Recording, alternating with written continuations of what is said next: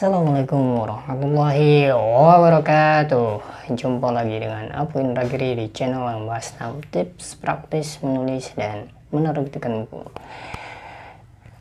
Teman-teman, apa kabar latihan menulisnya, cita-citanya, baca bukunya? Semoga selalu semangat. Nah, untuk kali ini saya akan berbagi cara mudah menulis puisi. Nah, ini sebenarnya video ini saya bikin karena semalam ada banyak pertanyaan tentang puisi ya di Akademi Menulis Kreatif. Kebetulan semalam itu keluarnya saya ganti dengan Q&A karena atau tanya jawab karena saya ada ketemu dengan bos saya dulu waktu kerja di Tasik. Nah, teman-teman, sebenarnya puisi itu tidak ada teori bakunya ya. Dan sosok atau buku yang mempengaruhi saya berani menulis puisi adalah puisinya Pak Sutarji Kalzum Bahri. Jadi judul bukunya itu O Amu O Kapa. Jadi di buku itu dia itu di pendahuluan ya, kredo puisi. Saya lupa itu ya. Buku itu diterbitkan, buku lama banget, buku lama. Saya juga harus fotokopi dari buku fotokopi juga itu dari Cikgu Nafiuddin ya.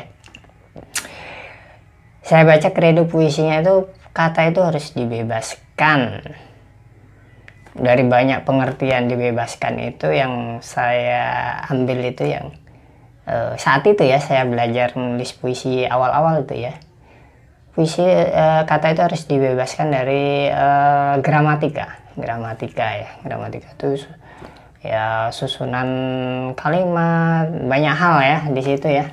Nah, ketika kata itu dibebaskan, tentu saja proses kreatif itu saat menulis puisi, saat kita punya ide ya pasti tidak akan terhalang gitu. Itu yang pertama. Yang kedua, teman-teman supaya mudah menulis puisi itu tentukan temanya dulu. Misalnya teman-teman menentukan tema tentang ibu gitu ya. Saat tema besarnya sudah ketemu, insya Allah nanti akan mudah menulisnya. Kemudian yang ketiga, setelah ketemu tema, kita ingat-ingat lagi pengalaman kita bersama ibu kita gitu ya. Kenangan masa kecil itu. Beruntung bagi teman-teman yang masih ada orang tuanya seperti saya, kebetulan ibu saya masih ada, kita masih bisa mengingat lagi saat kita masih kecil kasih sayangnya seperti apa, kemudian saat kita dirantau seperti apa, saat kita mudik atau pulang kampung itu apakah berubah dari saat kita kecil dengan saat kita sudah punya anak misalnya, berubah tidak? Nah, itu kita tuliskan. Itu ya.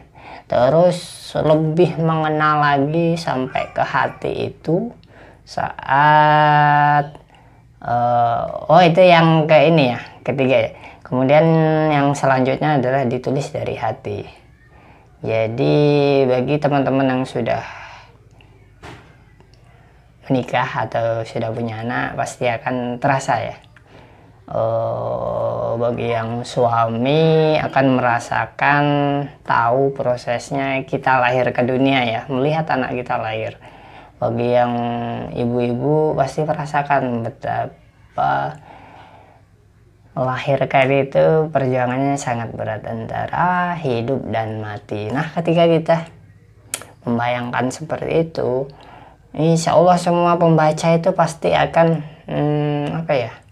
merasa terikat atau bonding dengan pilihan kata-kata kita, dengan tema yang kita pilih. Karena apa? saya yakin semuanya pasti punya ibu ya, kecuali Nabi Isa gitu ya. Bahwa ya memang begitu, semuanya sama. Proses kita lahir ke dunia, kita diberikan kasih sayang oleh ibu, itu pasti sama. Nah itu ya, kalau sudah ngeklik antara penulis dan pembaca ya pasti nantinya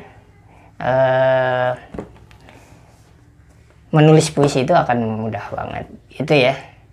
Jadi tadi itu kita harus membebaskan puisi itu dari banyak gramatika gitu.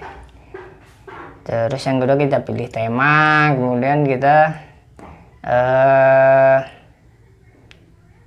sesuatu yang kita alami gitu kan. Tadi ceritanya tentang ibu, proses kita kasih sayang, kemudian dilahirkan, dirawat, diberikan pupuk cinta ya, seperti itu. Sebenarnya menulis puisi itu menurut saya jenis tulisan yang tidak ada teorinya itu sebenarnya puisi ya, gampang ditulis, kemudian ya gampang aja gitu, ngalir. Karena sebenarnya puisi itu proses kita mengungkapkan perasaan. Nah kalau di Akademi Nulis Kreatif itu sebenarnya saya menyebutnya bukan puisi ya, tapi ungkapan hati seseorang terhadap satu tema begitu. Mudah-mudahan tips. Oh ya, ada pertanyaan lain. Cigu, apakah puisi itu bisa diterbitkan jadi buku? Seingat saya pertanyaannya seperti itu ya. Dengan tema yang berbeda-beda ya bisa banget gitu. Apa saja bisa dibukukan. Misalnya satu kumpulan puisi itu temanya ada tema ibu, tentang ayah, itu kan berbeda ya. Nanti mungkin tentang impian, tentang kondisi sosial, nggak apa-apa dicampur jadi satu. Namanya kumpulan puisi. Kok bisa menyimpulkan seperti itu ya? Dulu Hairul Anwar juga di kumpulan puisinya apa ya judulnya, lupa saya. Ya itu macam-macam temanya begitu. Jadi ini bisa menjadi kesimpulan untuk kita ya, bahwa menulis beberapa tema dalam satu buku itu boleh-boleh saja begitu. Bahkan kalau di kelas Bright Training Center saya mentori itu, untuk jadi penulis itu sebenarnya gampang. Ada kumpulan puisi, ada kumpulan cerpen, ada kumpulan kisah masa kecil. Jadi kalau penasaran silahkan ikut kelasnya Bright Training Center. Punya saya juga selain Akademi Menulis Kreatif. Begitu ya tips cara mudah menulis puisi untuk pemula ya. Nanti ada tingkat lanjutnya lagi. Kita menggunakan simbol-simbol dalam menulis puisi, itu lebih rumit lagi. Terima kasih sudah menonton, sudah berlangganan. Mudah-mudahan bisa memberikan inspirasi, memberikan semangat bahwa semua orang bisa jadi penulis apapun latar belakangnya, apapun, tidak ada batasan usia. Assalamualaikum warahmatullahi wabarakatuh.